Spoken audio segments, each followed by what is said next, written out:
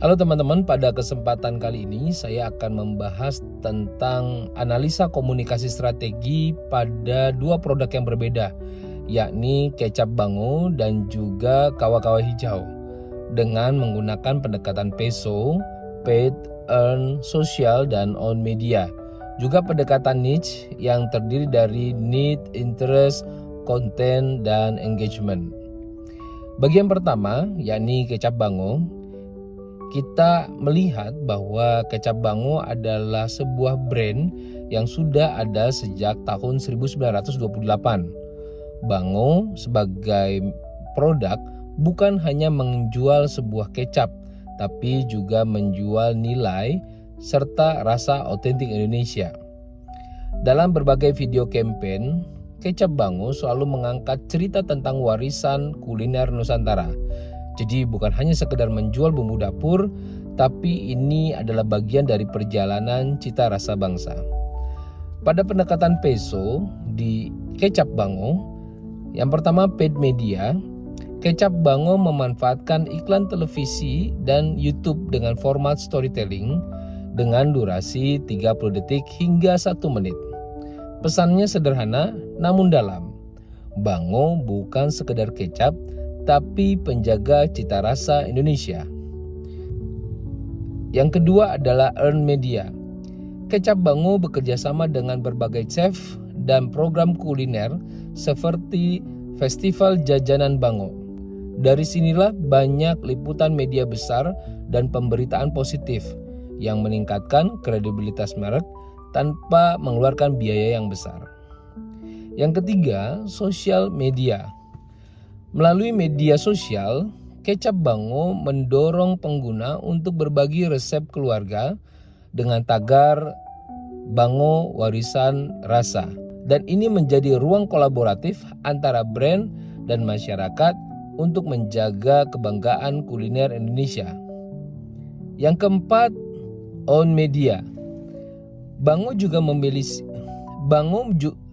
Kecap bango juga memiliki website dan kanal YouTube resmi yang berisikan kisah inspiratif, resep, serta dokumentasi budaya kuliner. Semua ini menjadi aset digital jangka panjang yang memperkuat pesan bahwa kecap bango adalah penjaga rasa. Pendekatan niche pada kecap bango, yang pertama need.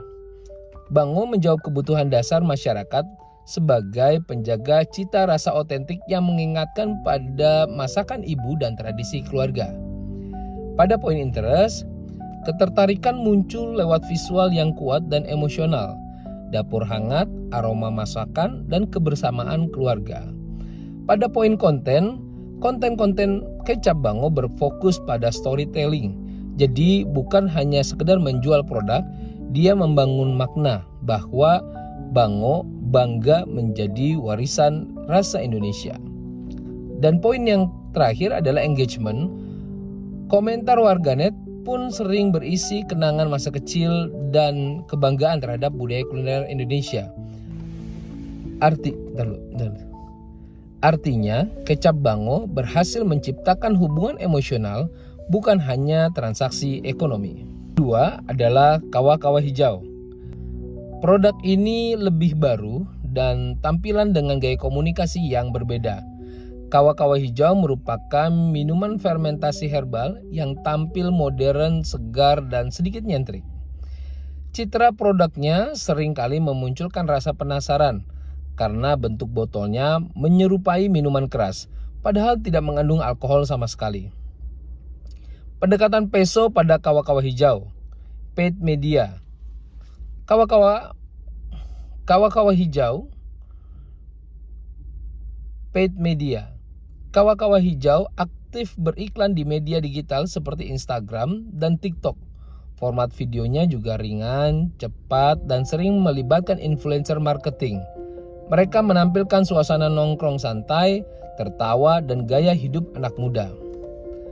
Earn media. Menariknya, kawah-kawah hijau justru sering mendapatkan exposure gratis dari rasa penasaran publik. Orang membicarakannya karena kemasannya unik dan sedikit kontroversial. Dari sini timbul banyak pembahasan dan liputan yang sebenarnya menjadi publisitas gratis. Di poin sosial media, kawah-kawah hijau banyak penggunanya.